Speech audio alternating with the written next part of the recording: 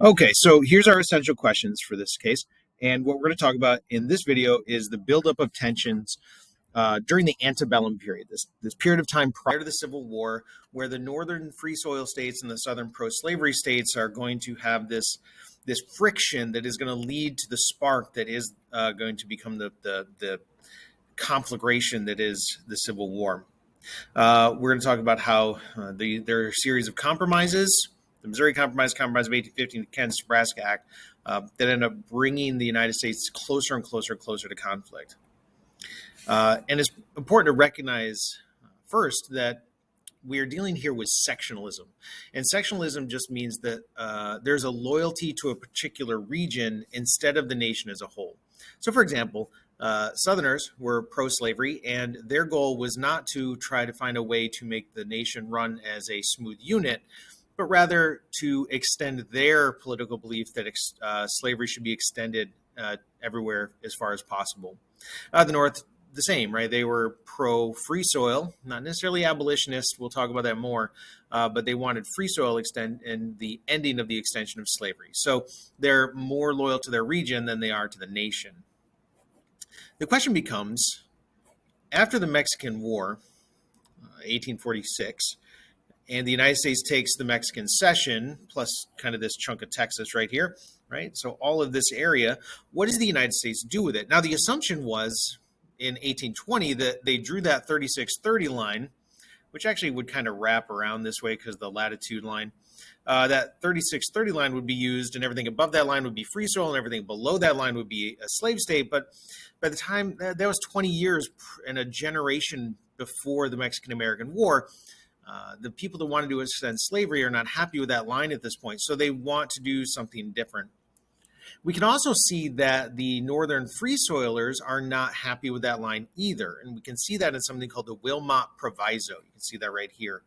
Wilmot is named after, the Wilmot Proviso is named after David Wilmot, a Pennsylvania free soiler in the House of Representatives.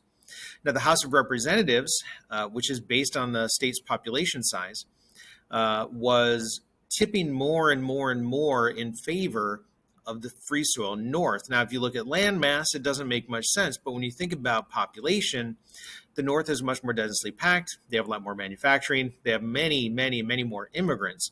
The South is still using the plantation slave-based system. So even with the Three-Fifths Compromise, though, their population is not growing as large as the free soil north. So the Wilmot Proviso is able to easily pass in the House of Representatives.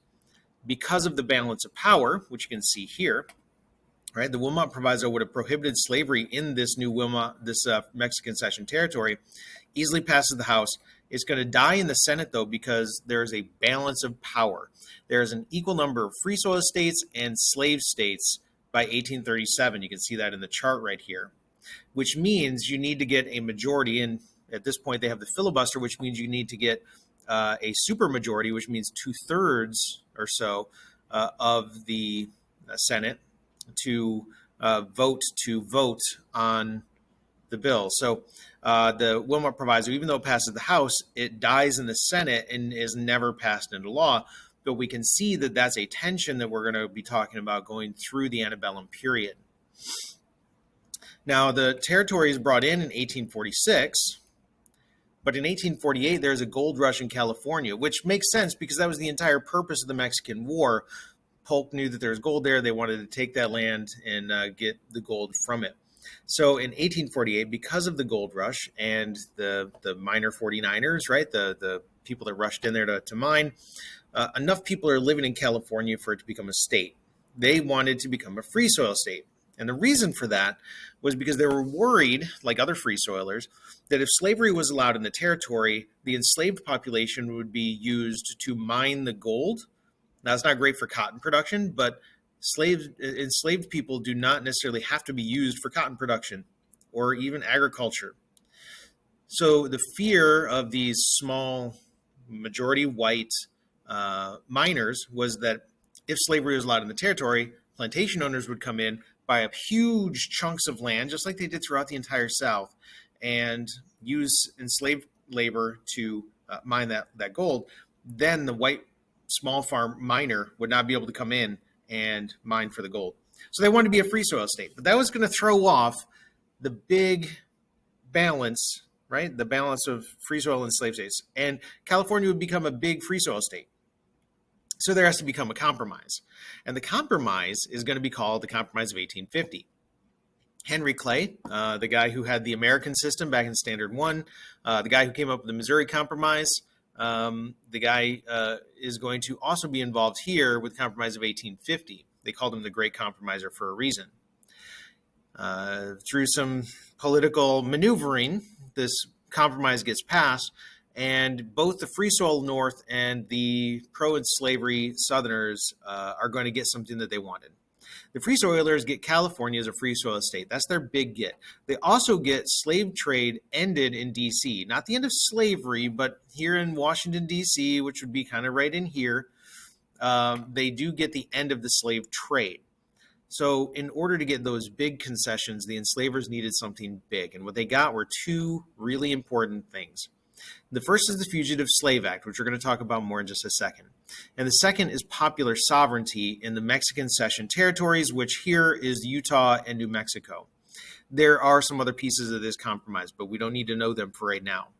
Popular sovereignty means that the people get to vote on whether or not to have slavery in the territory, which sounds great, like it's democracy in action, but it's the illusion of democracy, because the people that were most impacted by whether or not slavery was extended into the territories would have been the enslaved people themselves, and they didn't have a vote, which means popular sovereignty sounds great, but it really is just the majority taking away rights of the minority without the minority having a say. But let's talk a little bit more about that Fugitive Slave Act. Move my head right there. Okay, so the Fugitive Slave Act is a federal law, meaning it applies to every state, and it is at the top, right? We have federalism, national, state, and local. Federal law, all states have to follow it. And what the Federal Fugitive Slave Act said was that any person that was accused of being a runaway slave had to be, if they were captured, would have to be assumed to be a runaway. Whether or not you were somebody that had escaped into freedom, whether you were born as a freed black person, if you were accused of being a runaway slave, you were assumed to be a runaway slave. You had no right to trial. The judge at this little hearing, right, because the slave catcher would be forced to go to a magistrate, a judge, and present his evidence. And the person that was accused of being the runaway could not bring a lawyer, couldn't testify on their own behalf, couldn't provide documentation. The judge would look at the description of the accused runaway that was usually like a newspaper ad, look at the runaway, and then they would decide. If the judge found that the accused was in fact a runaway slave, they got paid twice the amount that they did if they found that the person was not the accused runaway. Northerners began to find this suspicious. Northern suspicion was that Southern interests had too much influence in the federal government. In response to this, you can see things like this sign over here, right? Telling people to watch out for the policemen and the watchmen of Boston because they are kidnappers and slave catchers. The northern states also begin to create what are called personal liberty laws. Now, these are state-based laws. So remember, federalism, national, state, local. These are state laws that provided rights to the accused runaway, or the accused freedom seeker. In response to those personal liberty laws, which were trying to protect the accused, southern states got upset. They condemned these personal liberty laws. The southern enslavers said that you must follow the federal law, which is kind of funny because later we're going to say that they were pro-states' rights. Personal liberty laws are states' rights, but they were not worried about states' rights. They were worried about the extension of slavery, and if the federal law protected slavery, then they wanted that federal law protected.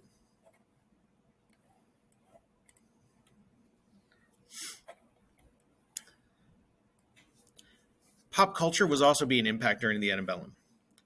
Slavery was the issue of the day, what everybody was talking about. A woman named Harriet Beecher Stowe wrote a book called Uncle Tom's Cabin in the 1840s, 1850s-ish. And this novel is a response to the Fugitive Slave Act, so it would have been after 1850. It shows the brutalities of slavery in the South. Uncle Tom is actually, it's a long story, but Uncle Tom eventually is whipped to death by a slave enslaver in Louisiana, I believe. It becomes a bestseller, and abolition support does grow in the North as a result of the book. More people are supporting abolitionism as opposed to just free soil, which was to stop the expansion of slavery. People begin to think we should get rid of all slavery altogether. Southerners assume that all Northerners support this position, and therefore they're going to dig their heels in even further and start mounting even more severe defenses for slavery. Following the Compromise of 1850, Congress revisits the Louisiana Purchase territory. Remember the Missouri Compromise. Maine came in as a free soil state. Missouri came in as a slave state. And everything above this line was supposed to be free soil. The problem is this is often considered the Great American Desert. Not many people were living there yet. A guy named Stephen Douglas wanted to build a choo-choo train running from Missouri over here to California. But the problem was that not enough people were living there for it to become a state, and no railroad company wanted to take the risk of building a railroad there without it being a state and having people there to ride on the roads. So Stephen Douglas wants to revisit the Missouri Compromise so that he can get more people living in that Louisiana Purchase territory. And what he proposes is called the Kansas-Nebraska Act. The Kansas-Nebraska Act overturned the Missouri Compromise. Specifically, it says that it's there to overturn the Missouri Compromise. And what it does is allow popular sovereignty, the ability for the people of the territory to vote on whether or not to make this free soil or slave territories. Now, this is going to make Northern free soilers and now abolitionists really mad because this was supposed to be set aside for free soil, and they see that balance of power being thrown off. The other problem is that there isn't a good way to have the popular sovereignty election. There's no spreadsheets, there's no computer databases, and what ends up happening is people in Missouri, right here, this is Missouri, people in Missouri decide that they want Kansas to be a slave territory because they're slave territory and they want Kansas to be. The people that had actually moved into Kansas mostly wanted to be free soilers. So what happens is the people in Missouri, we call them border ruffians, are going to jump the border when Kansas has their election.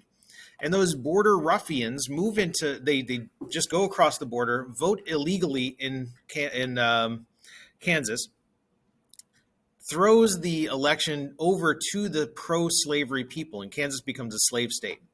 The people in Kansas that actually lived there wanted to be a free soil state. So they have a second election, and this makes the people of Missouri really mad because they put a lot of work into making the vote fall their way. So the free soilers have a second election and create a second constitution with a free soil backing. The border ruffians, in return from Missouri, they go back into Kansas and they begin looting and killing. They burn down the capital of free soil, Kansas, at Lecompton. And in return to that, we get what's known as Bleeding Kansas, which is this guerrilla warfare in the state of Kansas where people are just going back and forth, murdering each other. The most famous example is John Brown and his Pottawatomie Creek massacre, in which he captured 5 pro-slavery folks and slaughtered them with a broadsword and left them to rot in the sun, where they would be found as a warning to other pro-slavery settlers. John Brown is not captured. He actually runs away and is going to be involved in a very important thing later called the Harpers Ferry raid. But this is a small-scale civil war dealing with the expansion of slavery, and it's going to foreshadow what's going to happen in a few years with the Civil War. And just so you don't think that this is just wild, wild west stuff, this is also happening on the floor of the Senate. This guy here is Charles Sumner, and this is, I believe his name is Robert Brooks. Charles Sumner was an abolitionist from Massachusetts, and he went on the floor of the Senate and gave a speech about how the people of the South were kind of hypocrites and had no honor. And this guy, Robert Brooks, was a House of Representatives member. He was in the attendance of when the speech was given. Charles Sumner called out Robert Brooks's cousin by name as a senator that had no honor. Robert Brooks is infuriated, goes home, sleeps on it, comes back the next day where Charles Sumner was working at his desk in the Senate, walks up into him and proceeds to nearly beat him to death with a cane. Charles Sumner was so injured so badly that it took him 8 months to come back to work. Again, this is, Robert Brooks quit the House of Representatives, said that he would let the people of South Carolina reelect him if they thought that he did the right thing, and he is overwhelmingly reelected by South Carolina. Now, the Republican Party is going to emerge after all of this stuff with Kansas-Nebraska and Bleeding Kansas. The Democratic Party had been a national party. It was really the only national party left. But after the Bleeding Kansas, after the caning of Charles Sumner, after the Kansas-Nebraska Act, and all this other stuff, Northern Democrats decided to leave the Democratic Party. They're going to join with Liberty Party abolitionists and some former Whig folks that had opposed Andrew Jackson, and they're going to create a new party called the Republican Party, and they're going to be the party of the Free Soil North. So now we have the Northern Republicans and Southern Democrats really fighting against each other. Now, in 1856, the United States isn't quite ready for a civil war, and they're not quite ready for the North to take over. There was actually a party called the Know-Nothings, which was an anti-immigrant party, very nativist, that drew some of those northern votes away from the Republicans. So the Democrat James Buchanan was able to win. And we get some more shenanigans throughout 1856 to 1860 that's going to push the United States towards civil war. The first and probably most important is a Supreme Court case called the Dred Scott case. The majority of the Supreme Court at this point were enslavers. 5 out of the 9 Supreme Court members owned enslaved people. 4 of them were not enslavers, and you can see where this is going. Dred Scott was an enslaved person that was taken into free soil territory, I believe Wisconsin. He lived there for a number of years and then was taken back into pro-slavery South. Dred Scott sued for his freedom going all the way back into the 1840s, I believe, and this was a legal tactic that had been quite successful in the past. And by 1858, though, the Supreme Court had had enough, and they wanted to put their foot down. Dred Scott, suing for his freedom under the argument that he had been taken into free soil territory and therefore he should be freed, is going to be basically smacked into place. The Supreme Court decides in a split 5-4 decision, with the 5 enslavers all deciding in the majority that, one, enslaved Africans were not citizens and therefore had no legal standing in order to sue. And that should have ended the case right there, but they decide to put their stamp on this issue. So next they say, number 2, an enslaver could not be deprived of their property, meaning the enslaved person, without due process rights. Just because a state is free soil doesn't mean that you can't buy the property, the enslaved person in the South, and then take them into the North. That does the state does not have the right to take your property without a good reason. And in that case, that means number 3, slave compromises are not valid. Now, this is dealing just with the Louisiana Purchase territory. But that means that any slave compromise that they come up with in the Senate or in the House of Representatives could not be legal could not be constitutional, because you can't have your property taken away without due process. So there is no chance of political compromise on this issue anymore. And when the Free Soil Northerners see this Dred Scott decision, they think that it's game over, and they are furious because now they think that the South has forced them to accept the institution of slavery. The North is suspicious that Southern interests had too much influence in the federal government. Again, just like after the Fugitive Slave Act. Southerners are becoming terrified, though, that even though they control the Supreme Court, that they're going to become outnumbered in the Senate and laws will be passed barring slavery. Now, remember that the balance of power in the North had a population advantage in the House and the Electoral College. So the Senate was the last thing that the Southerners had that they could hold on to in the federal government that would keep slavery around.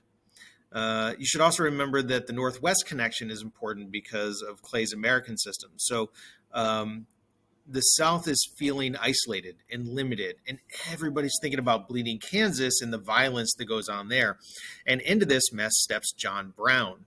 This is John Brown here. Looks like a fairly unhinged guy, but John Brown is a man of conviction, a very fierce, determined young dude here. Had 18 kids. I don't know why I mentioned that, but that's a lot.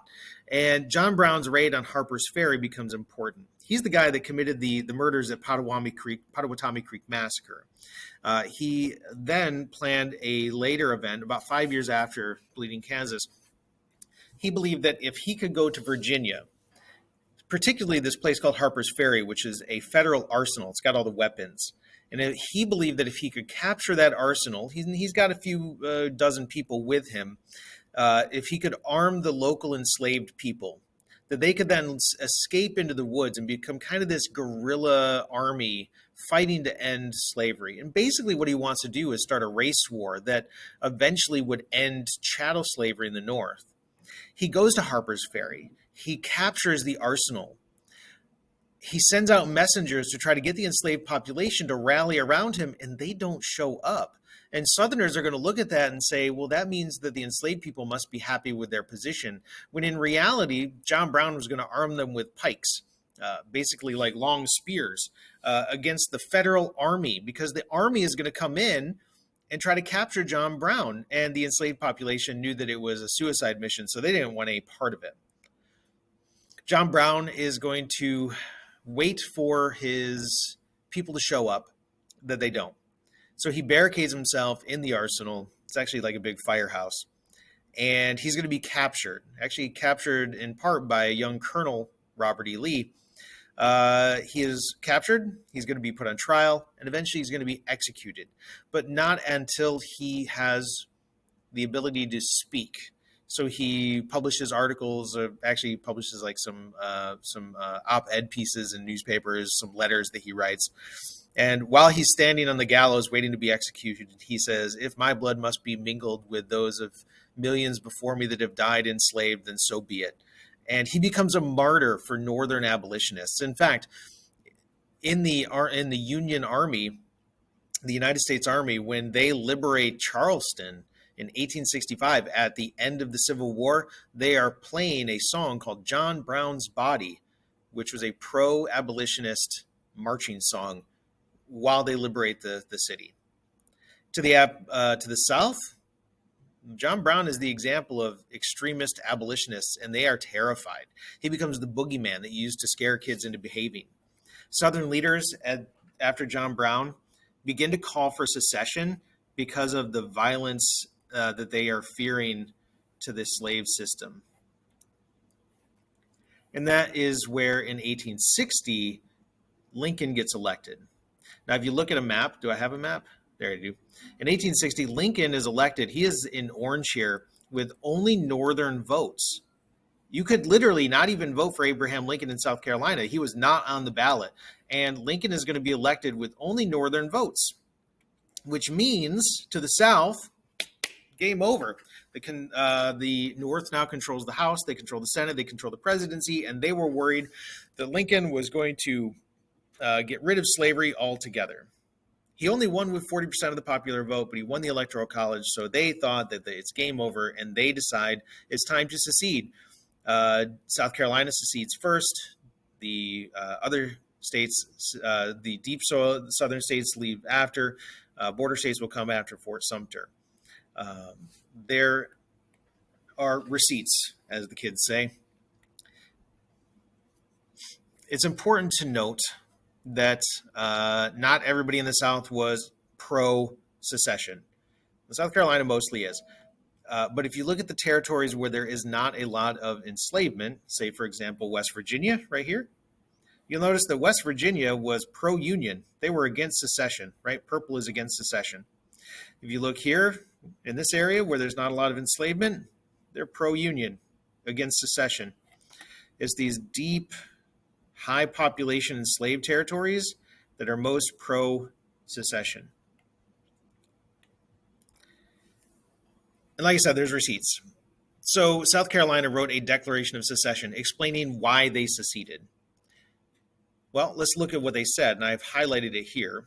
We're later going to get the idea of states' rights. But what South Carolina said was that the states of Maine, New Hampshire, Vermont, the Free Soil North, have enacted laws which either nullify acts of Congress, federal law, or rendered useless any attempt to execute them. Okay. So what they're saying is those personal liberty laws of the North have violated the federal Fugitive Slave Act. Thus, the constituted compact, meaning the Constitution, has been deliberately broken and disregarded by non-slaveholding states, and the consequences follow that South Carolina is released from her obligation, meaning that she has the right to secede. So why are they upset? Not states' rights, because of the federal Fugitive Slave Act is not being followed. Mississippi is even more obvious. Our position is thoroughly identified with the institution of slavery. Texas. She, meaning Texas, was received as a commonwealth holding, maintaining, and protecting the institution known as Negro slavery, the servitude of the African to the white race within her limits, which her people intended should exist in all future time. So why did they secede? Slavery. Georgia, for the last 10 years, we have had numerous and serious causes of complaint against our non-slaveholding Confederate states with reference to the subject of African slavery. Why did they secede? That's right, slavery. Alexander Stephens, the vice president of the Confederacy, said African slavery was the immediate cause of the late rupture, Civil War, and present revolution.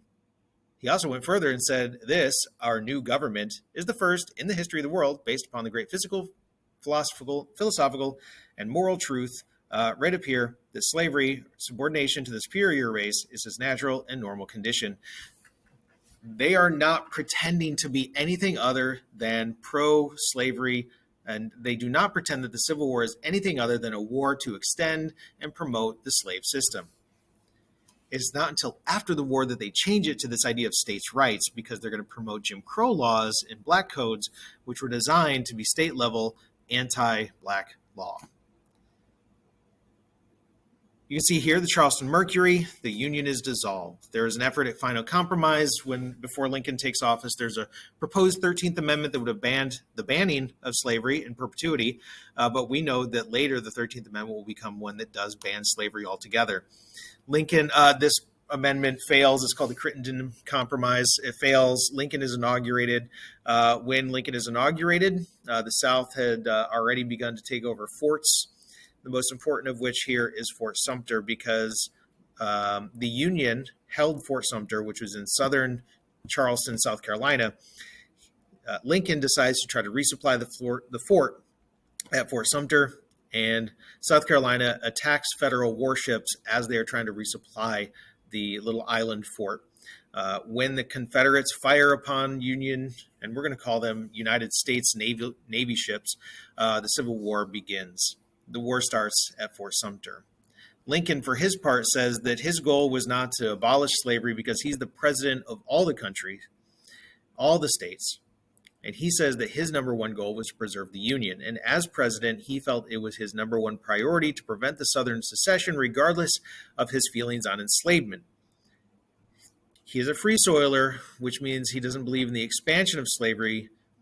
At the time when the war started, he did say if he could preserve the Union by freeing all the slaves, he would. If he could preserve the Union by allowing slavery everywhere, he would, because his job as president was to preserve the Union, not to make a statement on abolition. He also knew that if he was to liberate the slaves all at the one time, at the beginning of the war here, it would be overturned by the same Supreme Court that issued the Dred Scott decision.